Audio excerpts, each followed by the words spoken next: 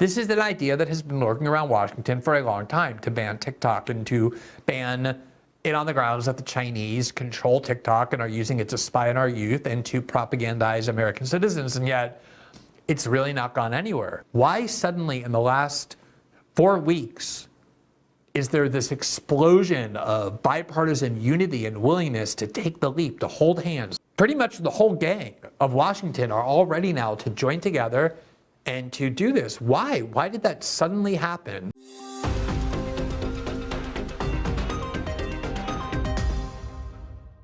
If there is one rule in Washington over the last 25 years, and I had to pick one universal, unyielding rule that has proven true, it is that when the establishment wings of both parties unite in overwhelming numbers in the name of national security, that has as its primary purpose seizing greater power for itself in the name of protecting Americans from whatever foreign threat or domestic threat they claim is immediately the scariest, very bad things always end up taking place. And I would suggest that the level of skepticism that we as American citizens ought to have should be at its highest exactly when both parties are telling us that there is some foreign or domestic threat that is so scary and so dangerous and so grave that the only way to stop it is to hand over more power to the federal government and to the executive branch agencies in the U.S. security state in order to stop it. That is exactly what is happening now at a remarkable level of speed and bipartisan unity in Washington that deserves more than just skepticism. There are a lot of very serious questions that I'm having a hard time finding answers to, and that's what we want to do tonight. This is a topic that we have covered many times before. This issue has been around for quite some time now, which I think is really part of the point. Here, for example, might be the first time that we covered the issue of whether TikTok should either be banned or its Chinese parent, ByteDance, forced to sell TikTok as a condition for remaining in the United States. There you see the show, March 31st, 2023, so almost a full year ago. And the first part of the show was about Rand Paul blocking a censorship bill, and then we had Darren Beatty on to discuss the Douglas Mackey verdict. But there you see at the bottom, Ron Paul blocks authoritarian anti-TikTok bill. That was what we called the censorship bill, was Rand Paul's success in blocking a bill that was designed to ostensibly ban TikTok, and yet it went further, much further beyond that. And over the years, over the last 3-4 years, they've had multiple instances where they've summoned the CEO of TikTok to the Senate and to Congress to try and rake him over the coals and to try and imply that even though he's not even Chinese, he's Singaporean, and even though he's the opposite of an ideologue, he's a capitalist, somebody who left Singapore to go to London School of Economics, then went on to Goldman Sachs in New York, has the exact classical pedigree of a capitalist trying to make money, not an ideologue trying to spread some ideology, let alone communism. TikTok is a company clearly intent on maximizing profit above all else. This is an idea that has been lurking around Washington for a long time, to ban TikTok and to ban it on the grounds that the Chinese control TikTok and are using it to spy on our youth and to propagandize American citizens. And yet it's really not gone anywhere. There's been no consolidated bipartisan unity in favor of it. There's been no attempt to prioritize it legislatively.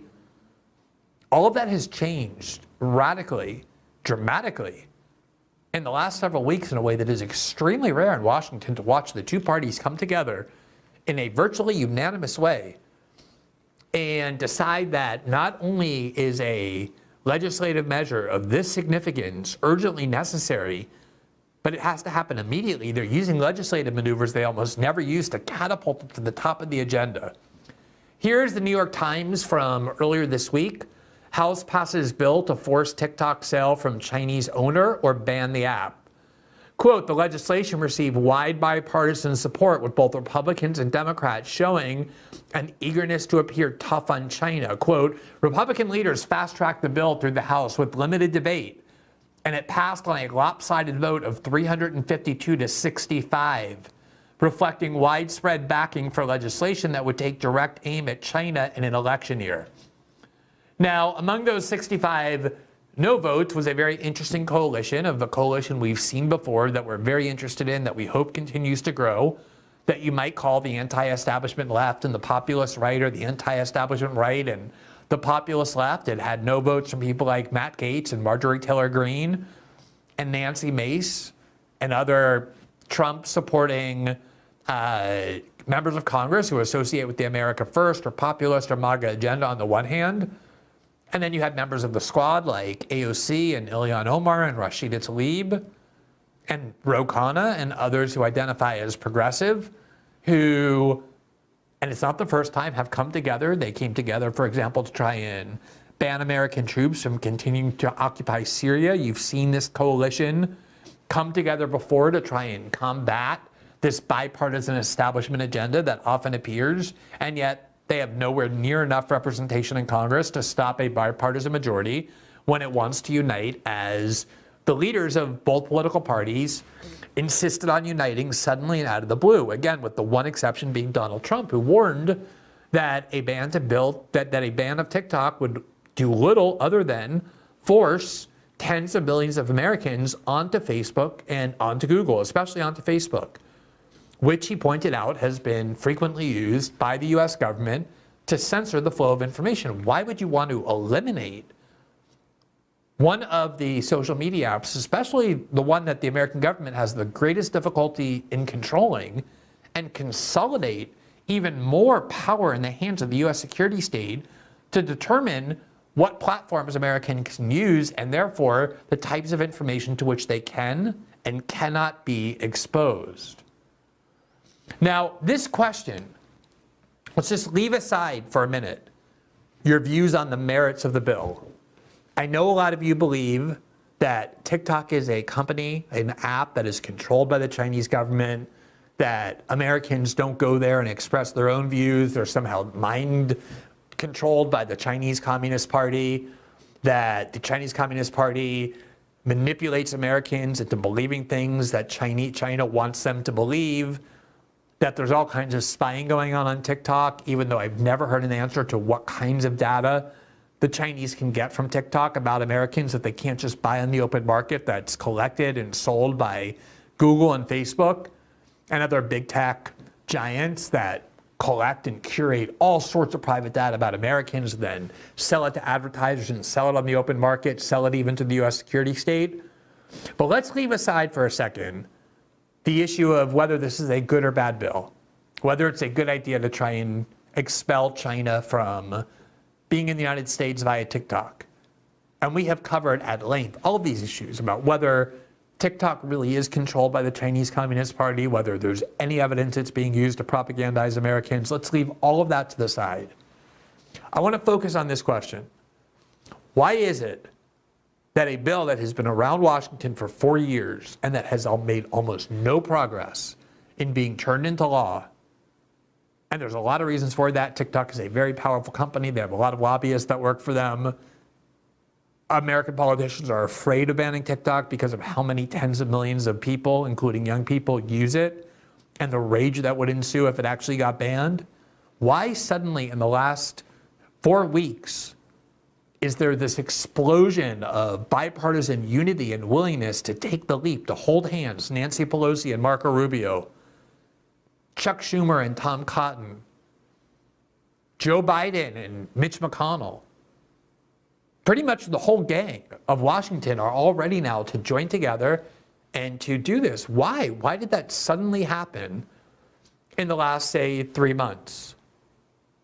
Now, I can give you my own views, my own speculation, my own informed understanding of what I think caused that, but I'm going to refrain from doing that because there are mainstream outlets that have done a lot of reporting, including ones that people generally find more trustworthy than others, that provide the answer to this question.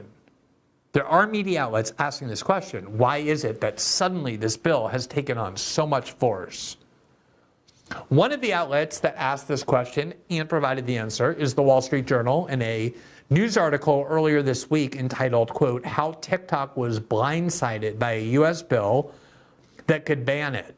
Executives of the app thought they had fended off these attacks. Behind the scenes, lawmakers and Biden officials were working to force its ban or sale. Why is that?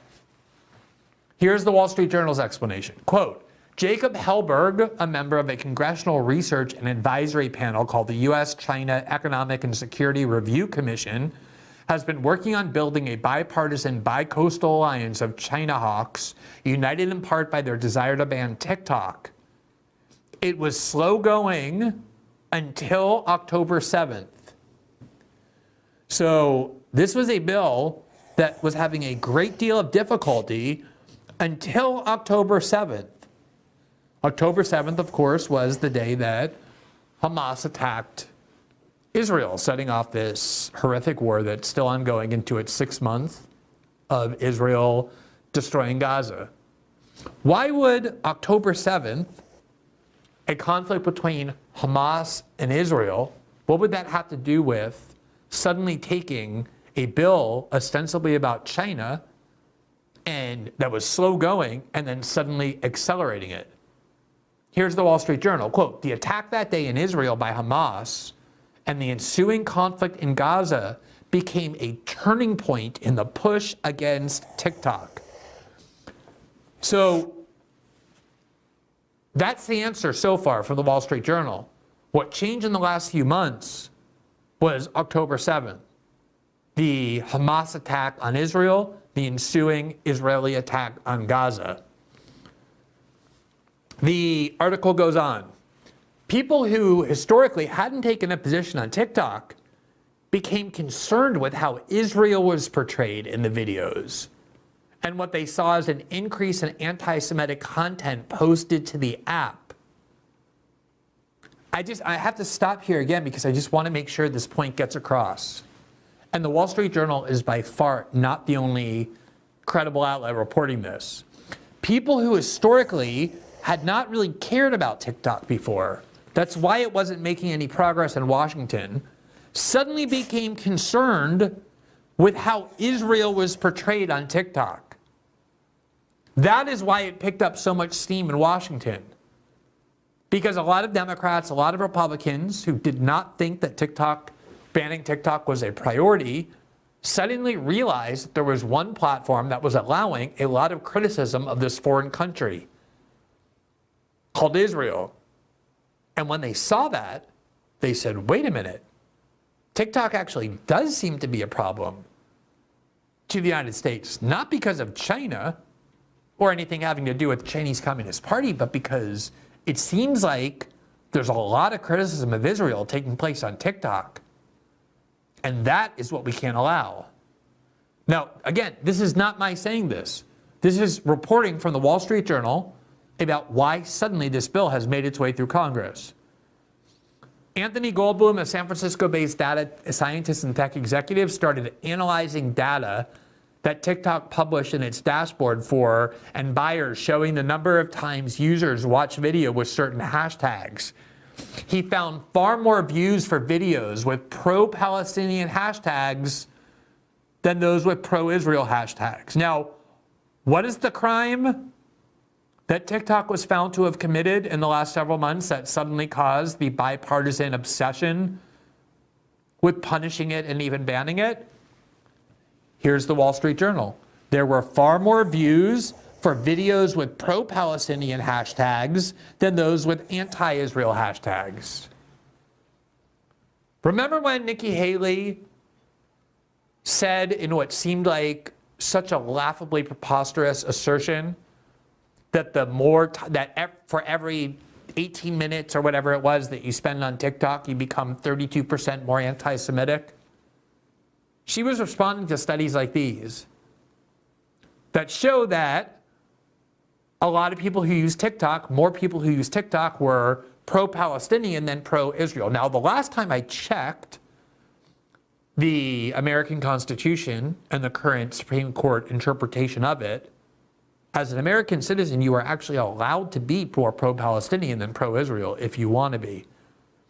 One of your rights as an American citizen is to take sides in a particular foreign conflict, or to not take sides at all.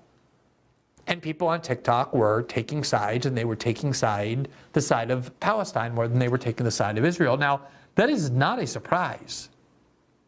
And the reason it's not a surprise is because polling data has shown for a long time that young Americans, including young American Jews, are becoming increasingly critical of Israel and its treatment of the Palestinians. You don't have to like that, but that is the reality. And since TikTok is a social media platform where more young people go to express their political beliefs and find political community, it stands to reason that TikTok, as a place where more young people are, would have more pro-Palestinian content than pro-Israel content. Whereas social media outlets that tend to cater to older people like Facebook, probably you would expect to find the reverse. Now, as somebody who believes that the Israelis are more at fault than the Palestinians, and have made my views very clear on that, it would never occur to me in a million years to look at Facebook and see that there's far more pro-Israel content on Facebook than pro-Palestinian conflict, and think to myself, well, we need to do something about that. We need to ban Facebook. We need to change its ownership. Because there are views allowed on Facebook to proliferate that I find highly disagreeable. And yet the people in Congress looked at a social media platform called TikTok that for years they were fine with having exist, and saw that there were too many criticisms of Israel being permitted to proliferate on the platform. And it is that finding about Israel, not about China, which according to the Wall Street Journal is what accelerated and then caused this massive urgency to ban TikTok. Are you comfortable with that? Now, The Economist in March reported something quite similar, which was an article entitled, "Will TikTok Still Exist in America?" And it began picking up on this sentiment in Congress as well. As Congress starts the clock on a ban, the app must consider its options, and they too ask the question of what suddenly changed. Quote, "The proposal gained momentum partly as a consequence of disquiet over the app's handling of misinformation and anti-Semitic content following Hamas's attack on Israel in October. TikTok's effort to stall the bill failed spectacularly." So those are two major credible media outlets telling you that the reason why this bill suddenly picked up steam is not because of concern about China, but because of concern about protecting Israel. Protecting Israel not from foreign actors, but from the views of American citizens. Being concerned that TikTok permits American citizens who are critical of Israel to freely express their views about Israel and Palestine. The executive director of the Anti-Defamation League, Jonathan Greenblatt, who long before October 7th has been a crusader for censorship of things he doesn't like. He was urging Fox News to fire Tucker Carlson for years. Went on to Morning Joe and essentially made clear that the concern of the pro-Israel lobby in the United States is that there are too many social media platforms, in particular the ones catering to a younger generation, that are allowing too much anti-Israel content in the United States. Here's what he told Morning Joe. Let's be frank about it. We've been on this show. We've talked about Instagram. We've talked about Twitter or X, and you've seen my back and forth with Elon Musk. But we need to talk about TikTok. TikTok, if you will, it is the 24/7 news channel of so many of our young people, and it's like Al Jazeera on steroids, amplifying and intensifying the anti-Semitism and the anti-Zionism with no repercussions. I've got to ask, Joe. Is it a coincidence that the Anti-Defamation League went on to MSNBC and announced that their main concern was TikTok and the fact that TikTok is allowing too much anti-Israel speech in December of 2023, and less than 2 months later, this has become the #1 priority of the American Congress? Let's listen to the rest of what he said. Like, there's been a lot of lamentations about the fact that TikTok's ownership is Chinese, but you know what? Oracle owns 10% of the company. General Atlantic owns a piece of the company. Our friends at Sequoia Capital own a piece of the company. So does Sequoia and General Atlantic, does Oracle want to be responsible for spreading anti-Zionism and anti-Semitism? It's time to talk about TikTok. And I think we need members of Congress to be asking them, why are they doing it up? And let me be clear. I've met with Shou Chew, the CEO. I've talked to their leadership, but it is long past time for TikTok and its owners and its investors to step up and say, enough, we're going to take action. Yeah. Frank. The executive director of Banido goes onto television in December and says, it is time to put our foot down about not allowing TikTok to allow so much anti-Israel content. And 2 months later, the American Congress is ready to ban it for the first time in years as this proposal has been circulating, as media outlets make clear that inside Congress is in fact the impetus for why this is happening. Where are all my conservative friends who are so deeply concerned about how the internet is being controlled in order to suppress dissent that Washington dislikes? Shouldn't you be up in arms about this? Now, one of the leaders, probably the leader in the House who has spearheaded the so far successful effort to get this bill passed through the House is Congressman Mike Gallagher.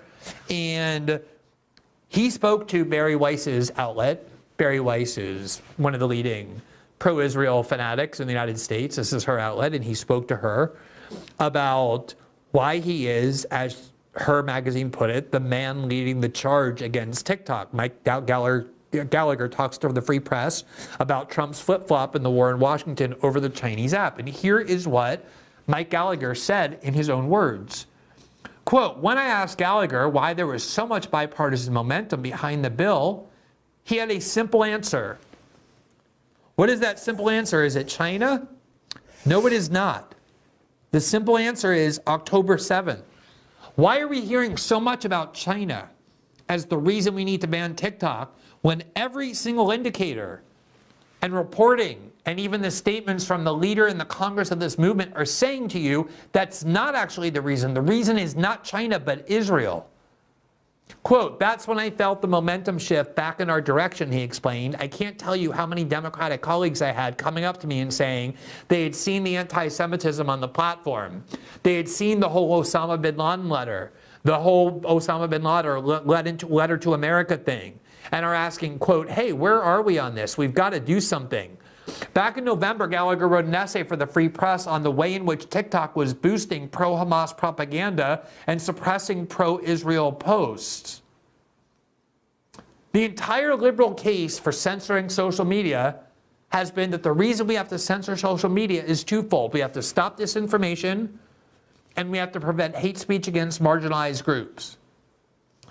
The case for banning TikTok or forcing a change in its ownership to someone more malleable that we can control better as the United States government is that we have to stop disinformation against Israel and we have to stop hate speech against Israel as well. It's exactly the same case as left liberals have been making about why the internet needs to be censored, except this time it's finding extreme levels of support in the Republican Party and in the conservative movement because, as we have endlessly documented since October 7th, there are large parts, by no means all, but large parts of the Republican Party and the conservative movement that endlessly wave the flag of free speech and then put that flag down the minute it comes to Israel and pick up the censorship flag. The same censorship theories that the liberal left uses.